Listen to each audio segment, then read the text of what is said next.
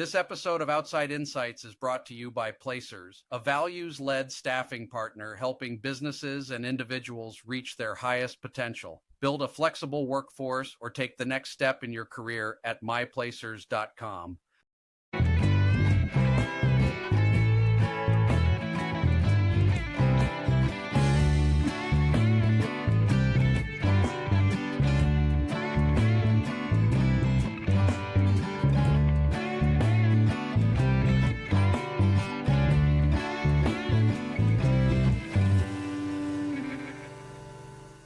Welcome to the Outside Insights podcast. Our goal is to provide content and ideas that help you close your personal and professional gaps by hearing how other people have done it. I'm your host, Chris Burkhard, and today I'm excited to welcome Stephanie Lemek to the show. Welcome, Stephanie. Thank you, Chris. Excited to be here. Glad to have you. Stephanie is the founder of The Wounded Workforce. It's a leadership and workforce consultancy focused on helping organizations better understand things like burnout, workplace trauma, what it takes to build a healthier and more sustainable culture. We had a lot of fun, and I think my audience knows that there's always a pre-show discussion. And this is such a topic that's dear to my heart that I was excited to have you on for so many reasons. But if you're thinking, why should you listen to Chris and Stephanie today? Stephanie reminded me that we've made mental health really hard at work. And our goal is to simplify or demystify the topic for leaders and employees alike. You know, Stephanie, I think of myself as a servant leader. I talk to leaders a lot, but very few of us have an effective playbook on this topic. And you get kind of stuck between I'm going to be accountable and being very empathetic. So I don't know if you have an opening comment around that, but I'm excited to talk to you about this topic. Absolutely, Chris. I think it's the kind of frustration I hear most often from leaders. It is how do I balance empathy? How do I balance caring about my employee mental health and accountability? How are we actually doing what we set out to do around our work and our workplace?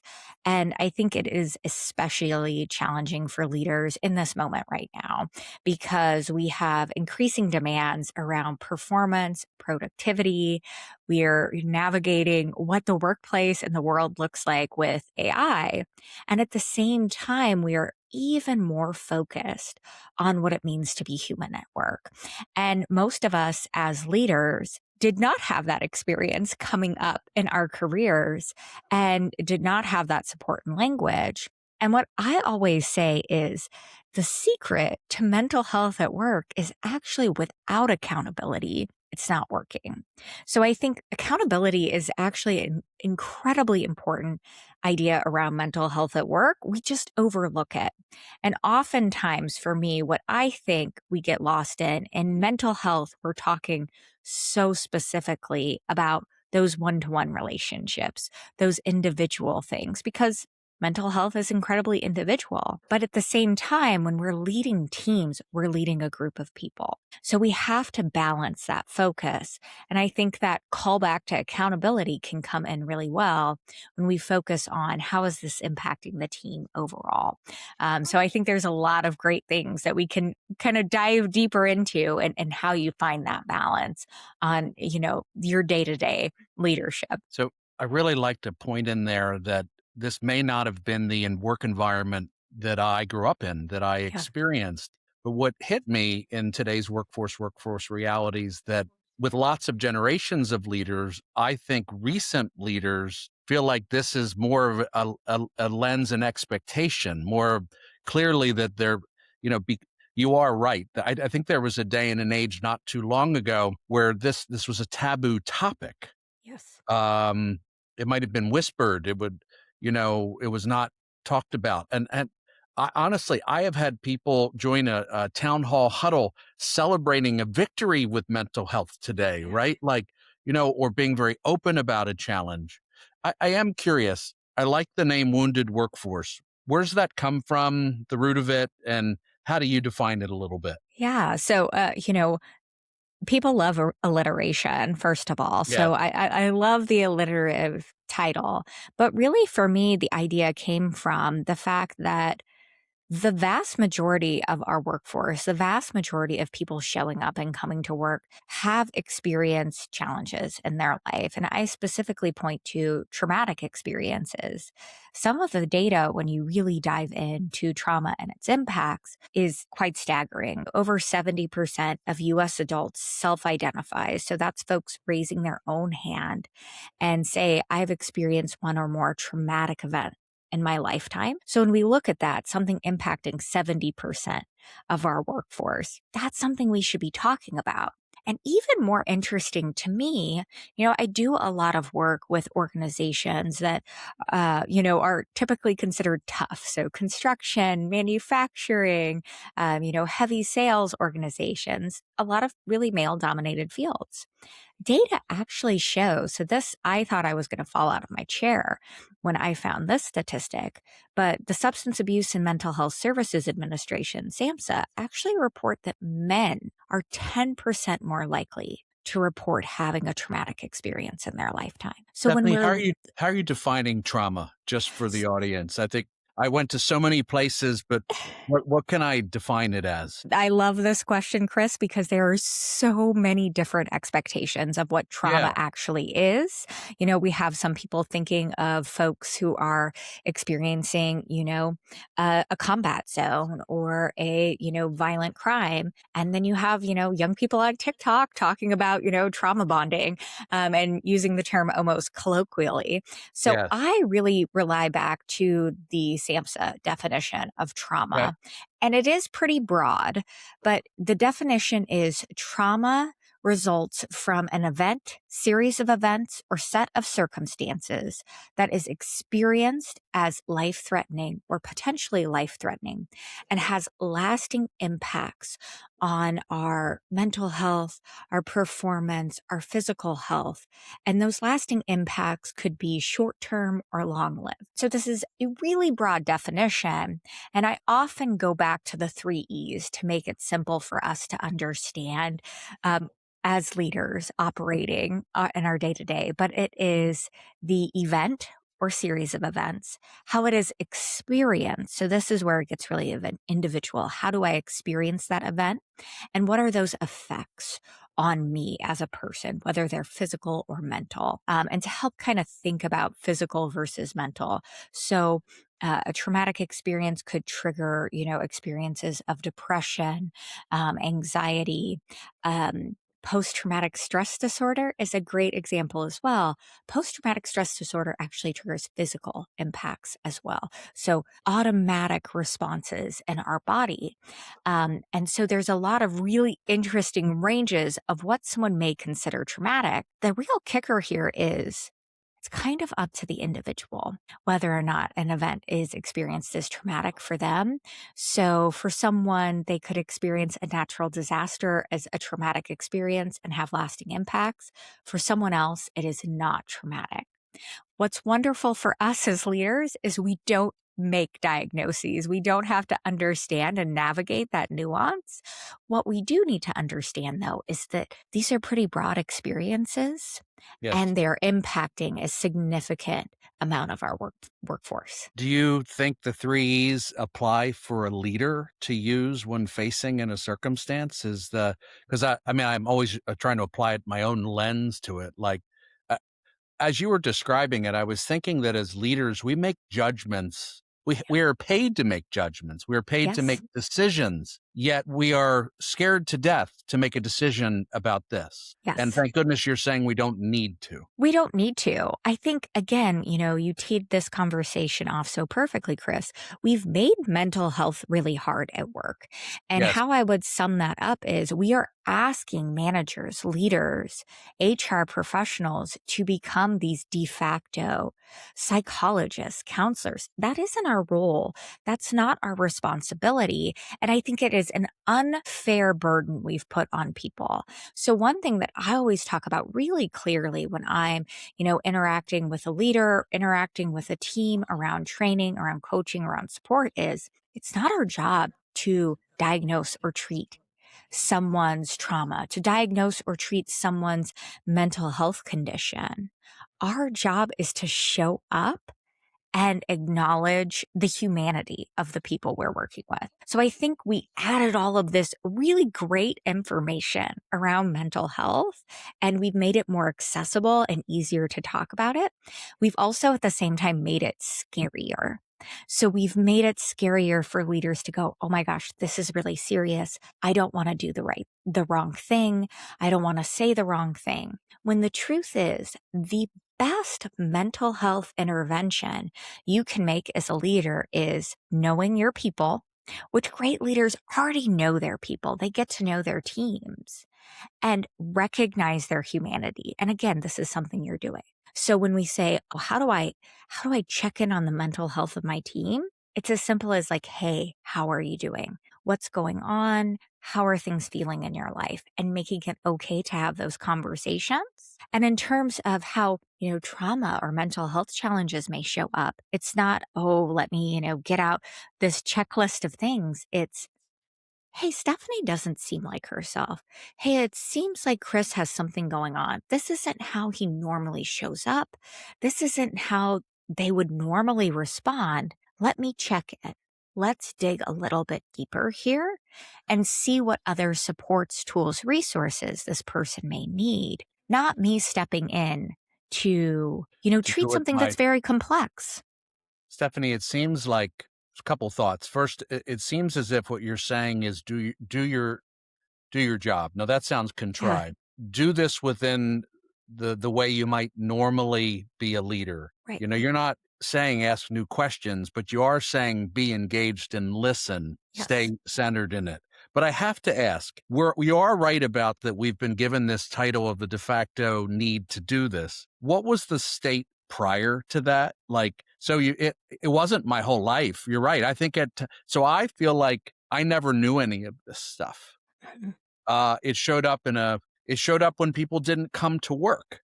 Right. Uh, and for me, I remember obviously we're this is going to be on YouTube, we're on video, there's audio here, depending on how you listen. But it seemed like sometime during COVID, all of a sudden, I might see somebody's backdrop and I might see the madness of a toddler walking by or, an unkept space or something that gave me a clue into people's lives, right? Versus just who I saw coming to work. But what I think it's better today, but what the heck was it like before we were asked to play this role? Yeah, I think it's really interesting because I think, you point to COVID and I point to that time frame as well as where we really experienced a shift. And, Yeah. it's easy to point to COVID because I think it's a big contributor. I mean, for many of us, we would consider that experience of, the COVID-19 pandemic, all of the things that got crammed into it, job loss, illness, death, grief, all sorts of other challenges going on in our world. All of those things, many of us had a traumatic experience rolled up into that. So things we were all stretched a little bit then in really different ways.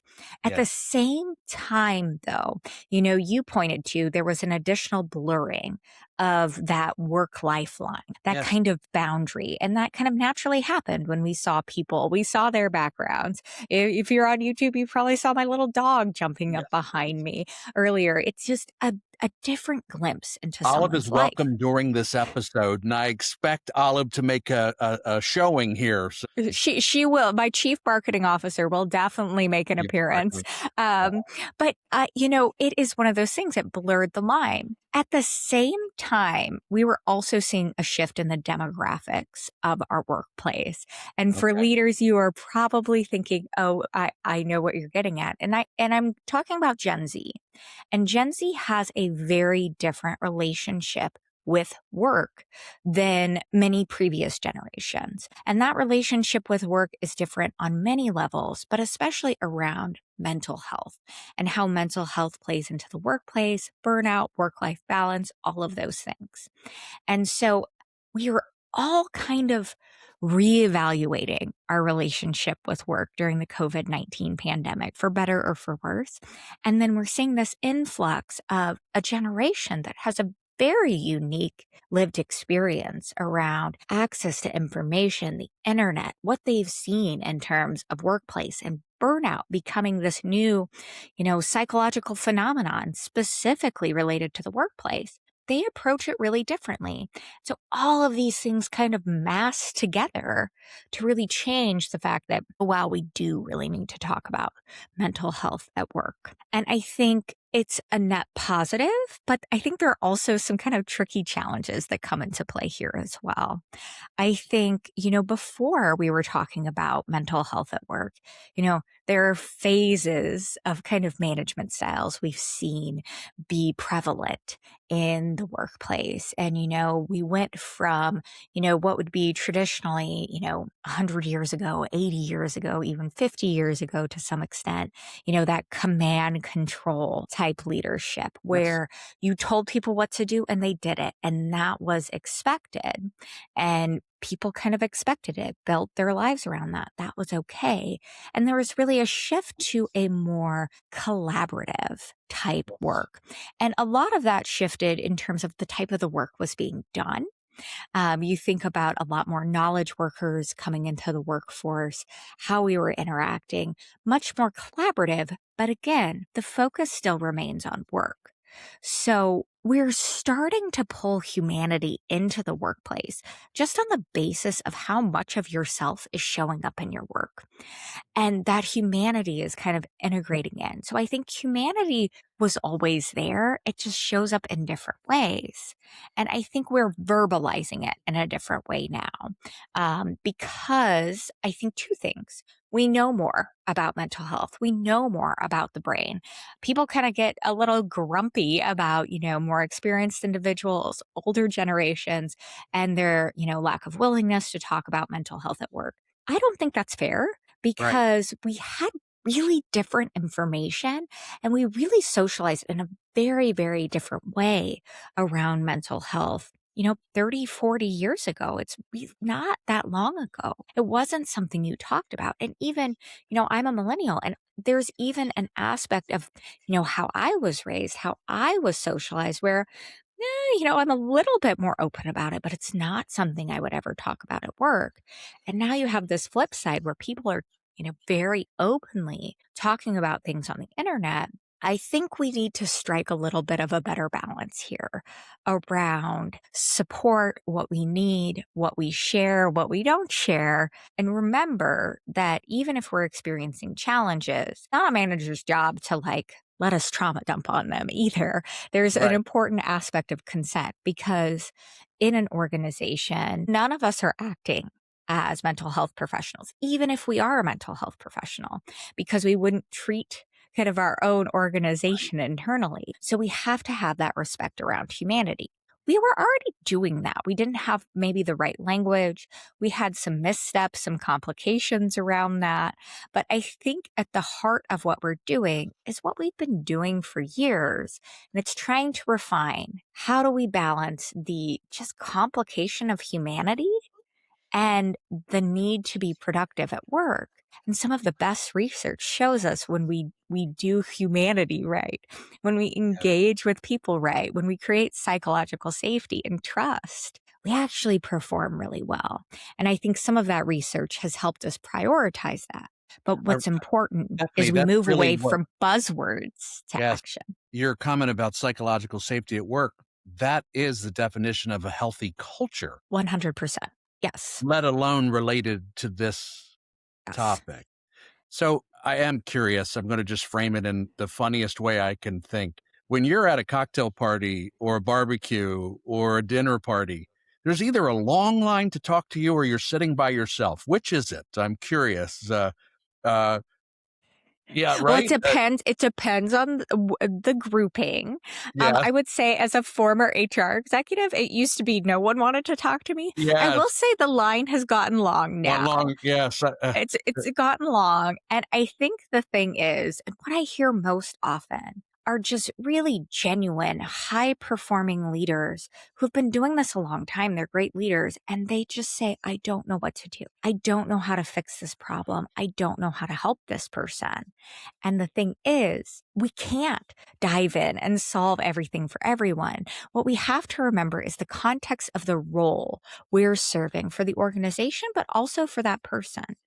And when we do our role well, when we lead well, we have a massive impact on mental health.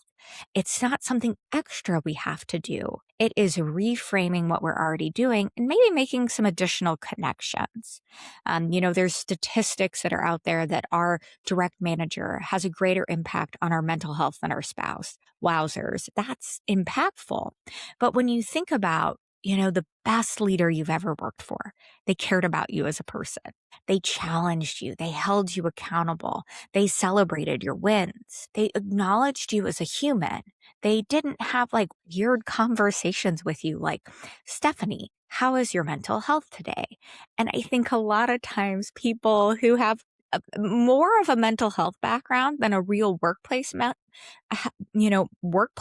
background, they focus on the, say things this specific way, do these things this specific way. And then we get people in this place like, oh crap, I've got you telling me this. I've got HR telling me this. I've got legal telling me this. I've got operations telling me this. I'm just not going to say anything. And so we've made it the situation where all you have to do is say, hey, Chris, how are you doing? Hey, Stephanie, I can't wait to see Olive jump up on the screen. Caring about the people you work with, it's a mental health intervention. It is the 85% of what you need to be doing. And unfortunately, we messed up in this really important moment in our culture. Instead of making it easy and showing people what they were already doing and how to make it better, we scared everyone into feeling like they didn't know what to say.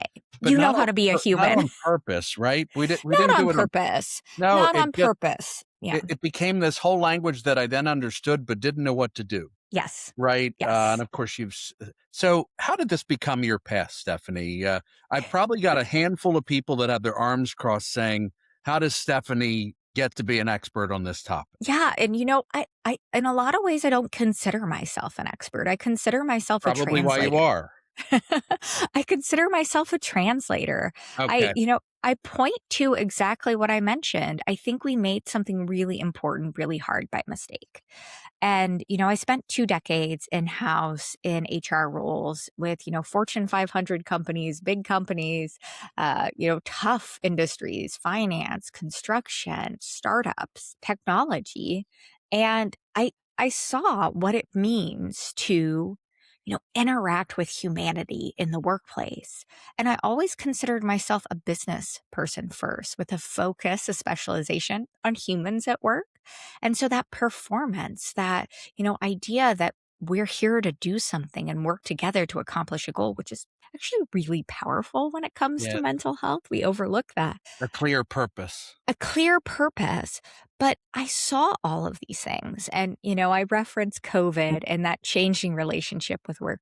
I had that moment myself where I reflected on what I wanted to be doing and also where I could best serve, organizations and individuals. And I kind of see myself as a catalyst. I'm a change maker. At a certain point in your HR career, if you are just the person stirring things up, you're probably not the best person to lead something that we want to be kind of calm waters most of the Yes. time.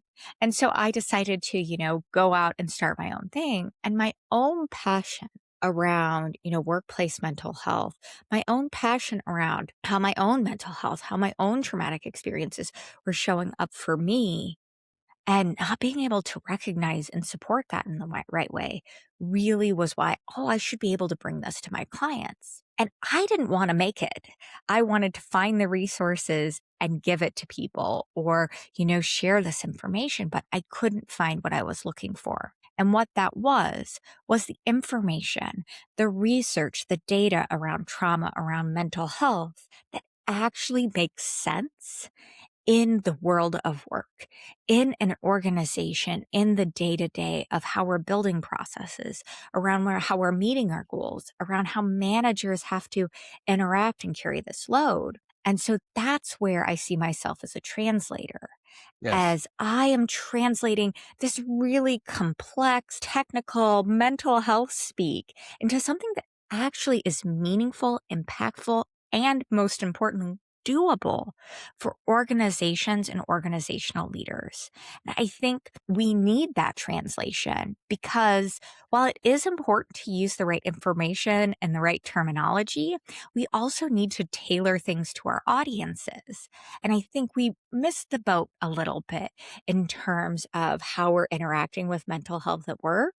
And it is what I said, it is caring about the people you work with, asking questions, and connecting people to resources.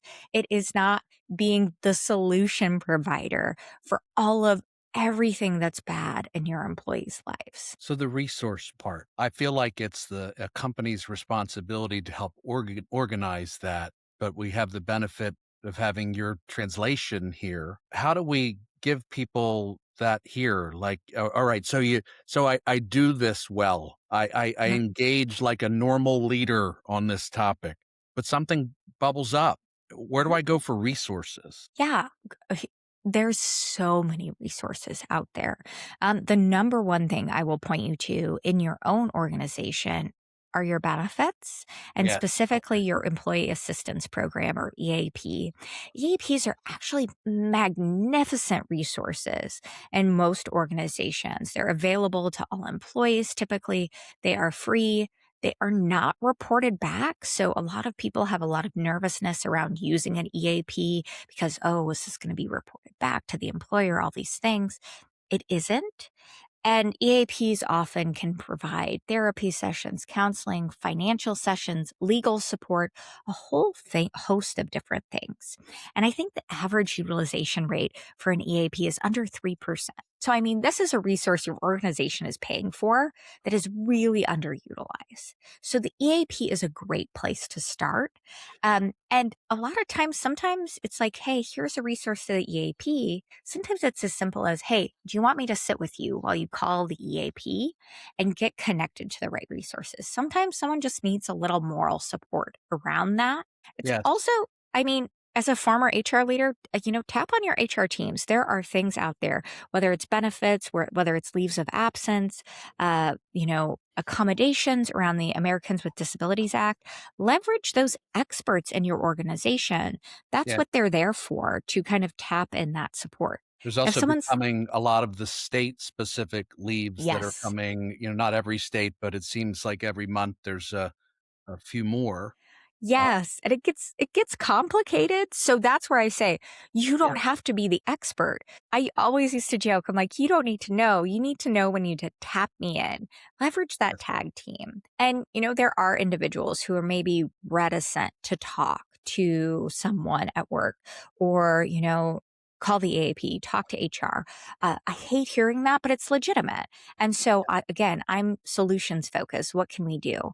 If someone is experiencing like a true mental health crisis, 988 is available. Crisis text line is available as well as great resources. This is a really simple one. Call 211. You can dial 211 to get local information and resources for just about anything wherever you are.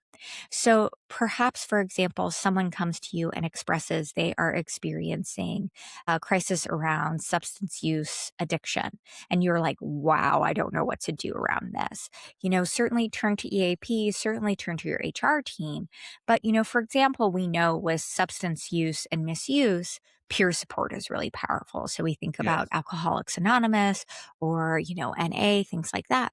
You can pick up your phone for that individual and call 211 and say, hey, I would like to, have a list of contacts or a list of resources around treatment, inpatient and outpatient treatment.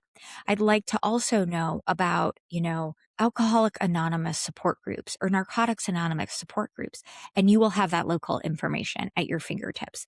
Sometimes, again, it is overwhelming because there's yes. so many resources. 211 can help you shortcut right into those resources.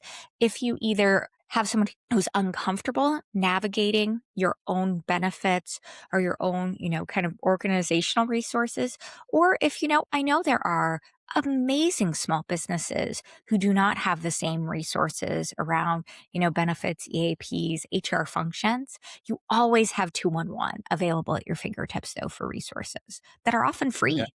Stephanie, I think even larger organizations are going self-service and Yes, shared services in so many ways that you don't always have humanity to talk to. right.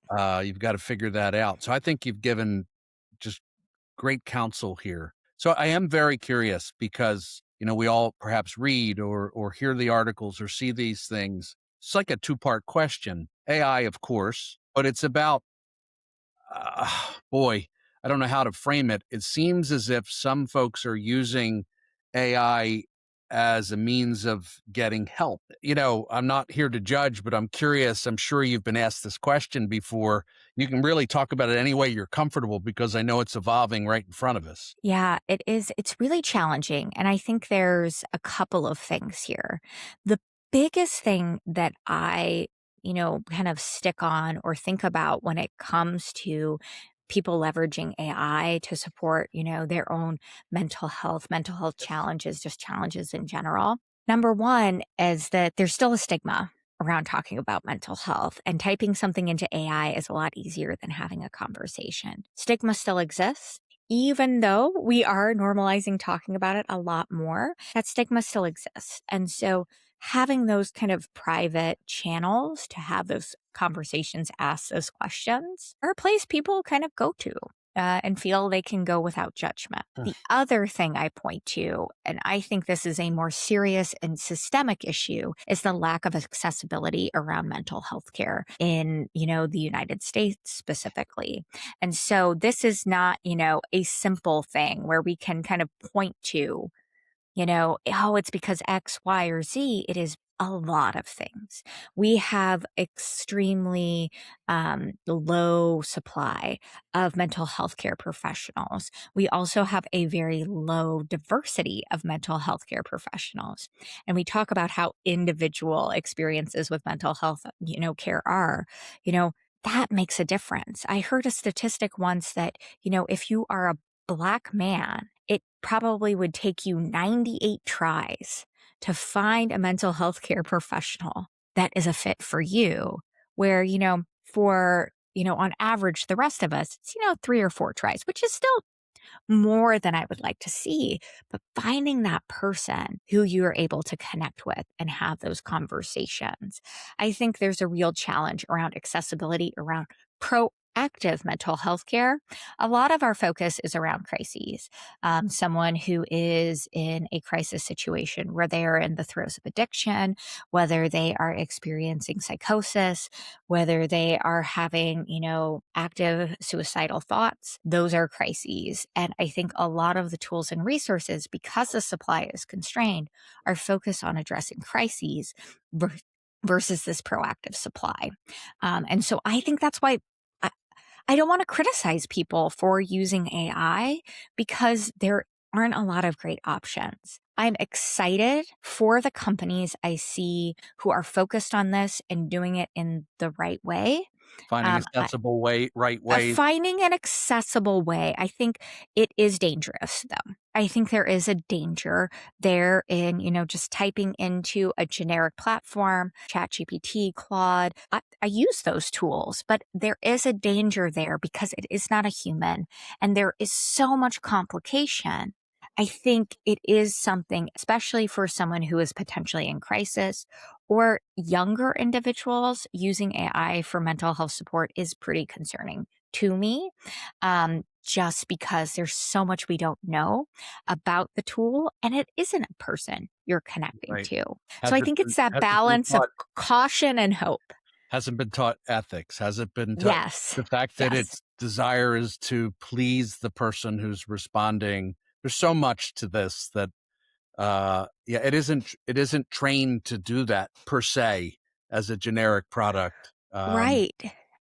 And even there are people who are getting mental health advice on social media right now too. And that is a connection to a person, Instagram, TikTok especially. But I also think that again, this is this is dangerous. So even when there is a human connection, this is dangerous because we see, for example, there's lots of articles around people, using boundaries or cutting people off in their lives, for example. So, cutting off parents, cutting off relationships, ending relationships because of boundaries. Boundaries are important. Boundaries, I think, the term has been misused pretty radically on social media. And so people are And now, weaponized, right? I yeah, mean, yes, uh, yes, absolutely. I have to Boundaries admit are I not, didn't even know what that was, what a boundary was, and that, like, in the context most of of this. us don't. And that's the Right, thing is a boundary is not, you don't get to tell other people how to act with a boundary. A boundary right. is what you're willing to accept. I see. And, and so that's the thing is we have these cutoffs. And with a boundary, hey, Chris, I'm not okay with that. Would we be able to do that? A lot of times, especially because people are just sharing their own experiences and may have not even had their own, clinical help. They're like, oh, I'm cutting these people off. We hear a lot about cutting people off. Well, the number one challenge around mental health right now is loneliness and isolation. We saw it with, the former Surgeon General, Dr. Vivek Murthy, his report on isolation and loneliness in U.S. adults. And additionally, we see people, again, kind of weaponizing psychology speak. They're misusing a term, a definition, and it is actually having this negative impact unintentionally where, hey, have a boundary. Hey, cut people off if you need to. Well, cutting someone off by default isn't the right choice a lot of times because relationships are such a powerful tool around our mental health. And there's a great research study and book around this. It's a book called The Good Life, and it's about the longest longitudinal study on how we define a good life. And it's by a Harvard psychologist and a Harvard physician. What's And it, his what's their last what, name? oh, I cannot We remember. You know what, I Stephanie? have it back here. We can put it in show notes too if it's not within arm's reach. Oh, Uh, it is. oh. It is Lessons from the World's Longest Scientific Study of Happiness. It's Dr. Robert Waldinger and Dr. Mark Schultz. It's Okay. also great on audio if you're an audiobook person, but it really points to 80 years of scientific data that says our relationships with people are how we measure a good life. And not even just like those deep, meaningful, close relationships, just like talking to someone at the grocery store matters.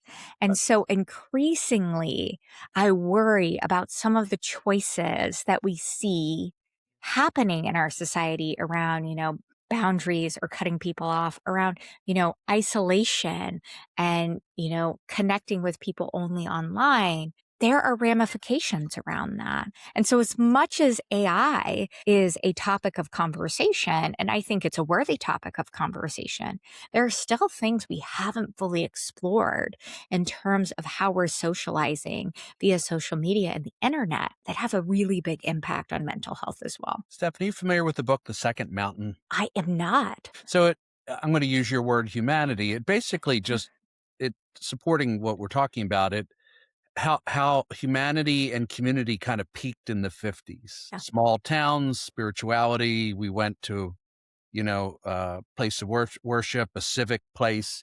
You went to the grocery store and the grocer knew your name. Yeah. And then, of course, since then, we've become this, mass customization of one. We can all be whatever we want to be, but we're isolated more and more in our living room. And you talked about how we need to simplify, but this is part of that complexity that you were addressing, that we're living our lives very differently in the modern world. And it's a contributory factor. It has to be in the It spirit of is. this.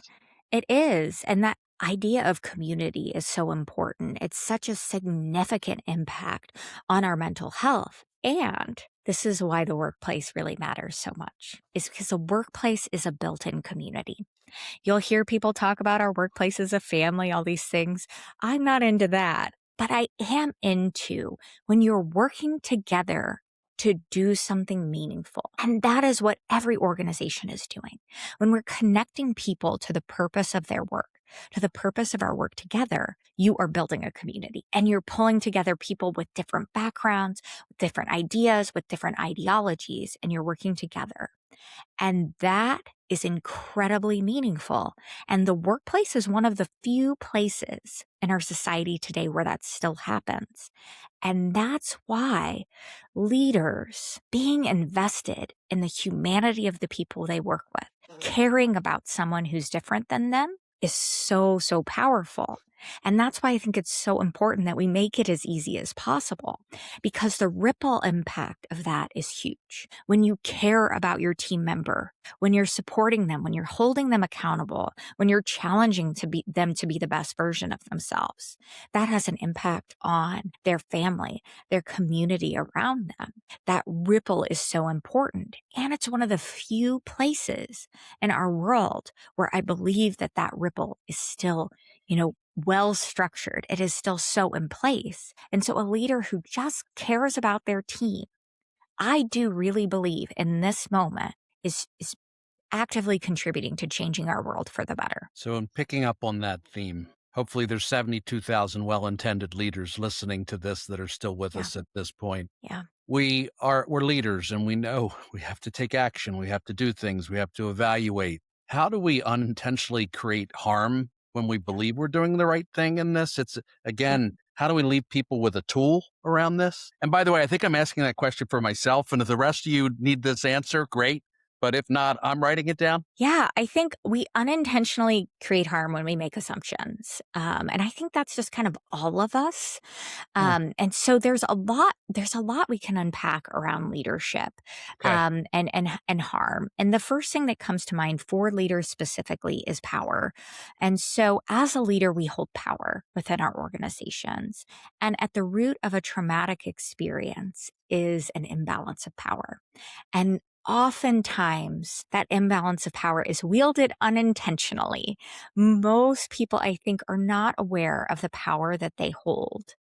And that is where we unintentionally create harm. One of the resources I love to share with people is just take time and reflect on your own power within an organization and within your team and really verbalize it. Oftentimes, as leaders, we don't sit with the fact that we have power over how we rate someone on their performance review. We have power, either real or perceived, on how someone's getting paid, if they keep their job, their performance. And just recognizing that power can help us understand our interactions with individual.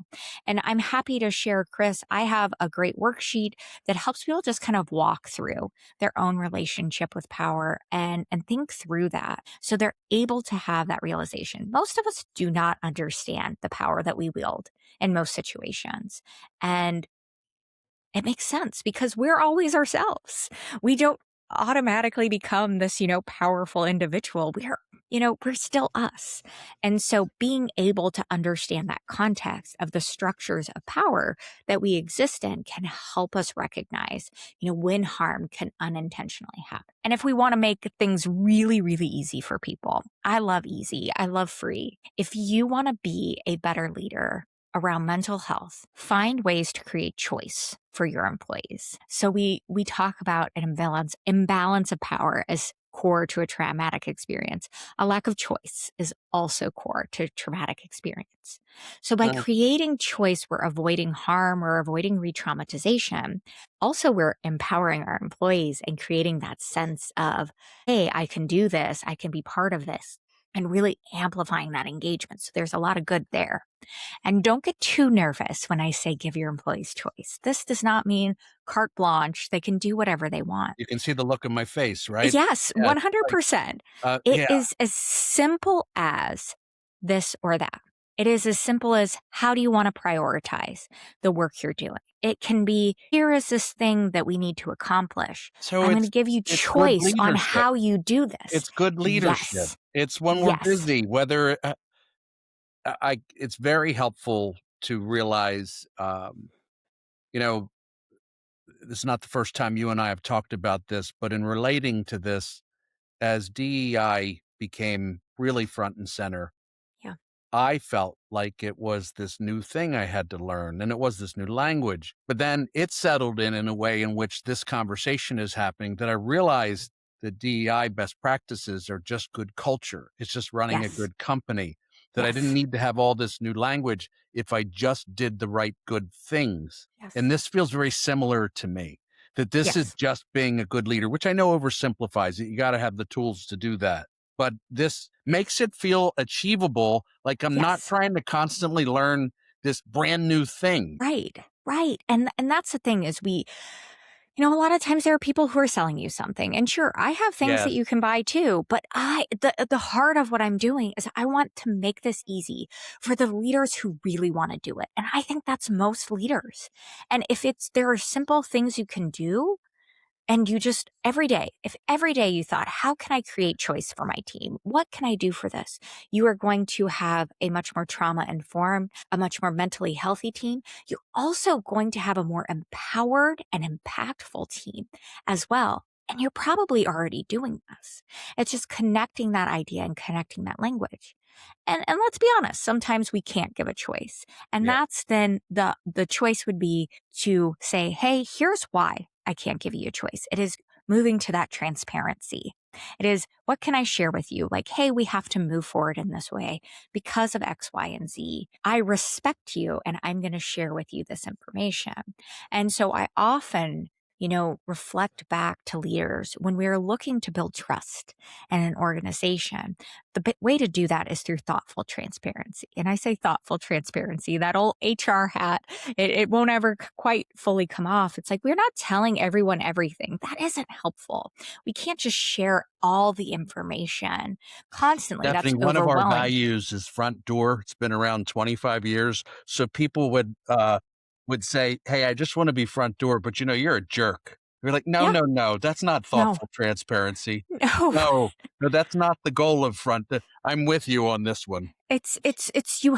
So sometimes we say transparency. It's like, oh, we have to tell everyone everything. No, no, there are certain things that you may think about or understand as a leader that's your weight to carry. Like understanding that there are some specific challenges with a client. And if you lose that client, we may be looking at layoffs. That's not something to share with your team because that amplifies uncertainty. That isn't thoughtful transparency. That's just transparency for transparency's sake. And I think a lot of It's times when we actually get unthoughtful transparency. we do these things because we say, hey, this is what we're supposed to do.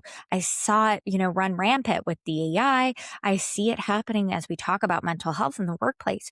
We cannot just do things because we are supposed to do them. We have to do them in thoughtful ways because that's where we kind of get backwards around things. The backlash we saw around DEI is because we started saying, hey, you have to do this thing specifically, and we didn't approach anything with nuance or conversation or thought. Humans are complicated. We can't make it an easy checklist, but what we can do is give really brilliant, smart leaders tools, lenses, ideas to consider to actually apply it in their day to day and actually apply it so it works in their organization. And again, that goes back to why I think that translation is so important. So I have this distant kind of feeling of all the people I've ever managed, all the hours I've ever put into leadership, and maybe the wounded warrior folks that I've missed as I think about this. I imagine leaders miss this all the time. What's that look like? And what do how many are we missing? And then any advice? Yeah. It's So, a tough one. it is a tough one. And, it's tough in that all of us miss something sometimes. Yes. And oftentimes, I do a lot of work talking about suicide prevention in the workplace. And a lot of times people say, this happened without warning. And the thing is, there was a warning sign. It was who was it that saw the warning sign? And so that's why it becomes so important that we're all engaged in someone's humanity and someone's mental health and someone's just not right, is because there are signs. We're not all getting the same signs though. So in that, I would say we're all missing signs sometimes. So not letting that weight of, oh my gosh, I miss this person, all that responsibility rely on us. People are complicated. People are really good at hiding or masking what's going on. But again, that's why when we recognize something might not be right, it's so important that we do that follow up. We engage in that humanity. And then the other thing I would say is if you are leading well, if you are doing those things, if you're providing choice, you're considering the power you have, if that's where the wounded workforce's 7 principles of trauma informed workplaces come in. It is, we don't need to know someone's traumatic experiences, someone challenges. We shape our approach to be intentionally supportive, and then someone doesn't have to verbalize. We don't necessarily have to notice. Someone could be the best at masking ever, and we're still providing supports just already as part of our leadership style and behavior. And that's the key, is understanding that being a leader focused on mental health is just part of your leadership style. It becomes part of who you are when you have the right tools, the right information, the right resources to make it your own, instead of making it something extra to do.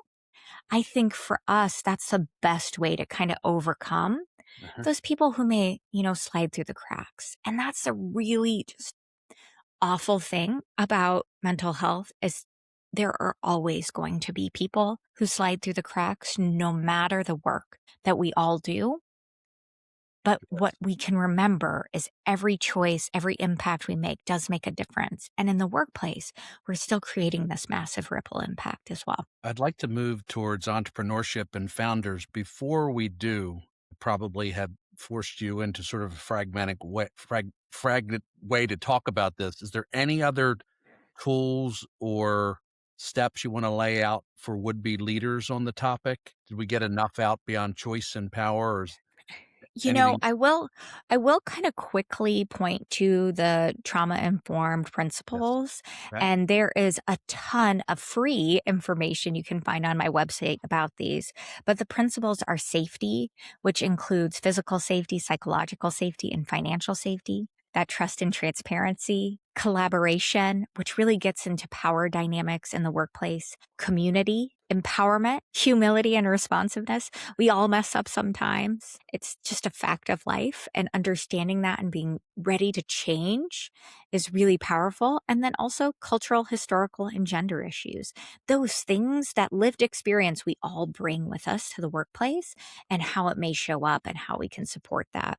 So if folks are interested in learning, I would, direct you to my website. There are articles and videos about each one of those principles more in depth. And I'm a big believer in connecting that back to action and the workplace too. So for each of those, there is that connection back to what that actually looks like in the workplace. Stephanie, let's give out your website. We'll also put it in Yeah, the notes, but go ahead, please, so people. it is www.thewoundedworkforce.com. That should be easy to remember. So at least 3 times, maybe as many as 5 times, I've had very successful entrepreneurs, incredible stories. And I don't know what it is about a microphone or a video, Stephanie. It's kind of a truth serum, if you will, Yes. in some ways, where the first time I might have been surprised, but now I'm not, where I'm talking to the leader, of it all, who tells their story in an open way about their journey with mental health Mhm. and their journey with trauma and, frankly, even occasional thoughts of suicide and their Yes. path. And, my gosh, I don't know whether to stop recording but they all want to tell their story because they've worked through it. Yeah. So I don't know. Does your study, does your work take you to the founder and to the entrepreneur? It does. It does. And I think there are these things that happen to all of us in our lives. And I think they feel very isolating when it comes to trauma, when it comes to, someone summed it up for me once. Their definition for trauma was that crap that just happens to all of us at some point in their life. We all have these A good experiences, formal grief. definition. I like that. Yes. Yes. And I think they feel really isolating. They feel very, sometimes there are ideas of shame or things around that. And entrepreneurs are willing to break the mold. They're willing to take risk and stand out there. And what I love about that is with entrepreneurship, you're willing to break the mold and do these things. But oftentimes, entrepreneurs are also willing to break the mold and tell their story. And I also think there is that kind of built in trauma informed feeling of, I have choice, I'm empowered, this is my business. And that judgment, that shame that folks can feel like exists within organizations isn't there. So I think it's kind of twofold. That natural personality of an entrepreneur is willing to tell their story, which is incredibly powerful.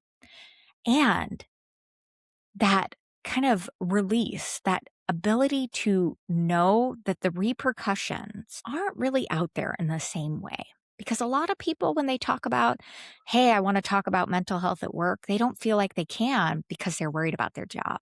They're worried about promotion, about pay increases, about having their job tomorrow. This is especially true in, those tough industries like construction or manufacturing.